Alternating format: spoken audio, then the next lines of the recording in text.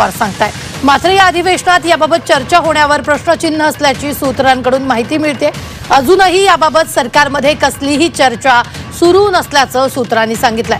त्यामुळे 2100 रुपये वाढवून बहिणींना मिळणार की नाही याबाबत अजूनही प्रश्नचिन्हच असल्याचं सूत्रांकडून समजतंय। दरम्यान जागतिक महिला दिनी फेब्रुवारी-मार्च महिन्याचे 2 हप्ते जमा होणार असल्याची आनंदाची बातमी महिला आणि बालविकास मंत्री आदिती तटकरे यांनी दिली आहे।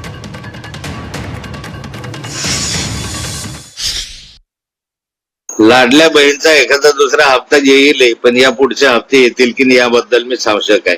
एक तर सरकारने 2100 रुपये लाडल्या बहिणीसाठी घोषणा केली।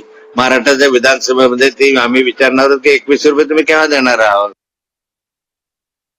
8 तारखेला शनिवार असून सुद्धा महिला दिनाच्या निमित्ताने सर्व महिला लोकप्रतिनिधींसाठी पण आणि महिलांसाठी पण या ठिकाणी या सभागृहाचं जे विशेष सत्र आहे ते होणार आहे। पण त्याचबरोबर सगळ्यांची लाडकी योजना म्हणजे मुख्यमंत्री माझी लाडकी बहीण योजना आणि त्याच्या फेब्रुवारी महिन्याचा जो हप्ता आहे तो आम्ही 8 मार्च महिला दिन याच्या पूर्वसंध्येला त्याला अनुसरून आम्ही त्या ठिकाणी सर्व महिलांच्या थेट खात्यामध्ये उपलब्ध करून देणार आहोत आणि साधारणपणे 5-6 तारखेपासून याची प्रक्रिया पूर्ण होईल आणि सुरू होईल आणि 8 तारखेच्या आत सर्व महिलांच्या खात्यामध्ये फेब्रुवारी महिन्याचा हप्ता हा त्या ठिकाणी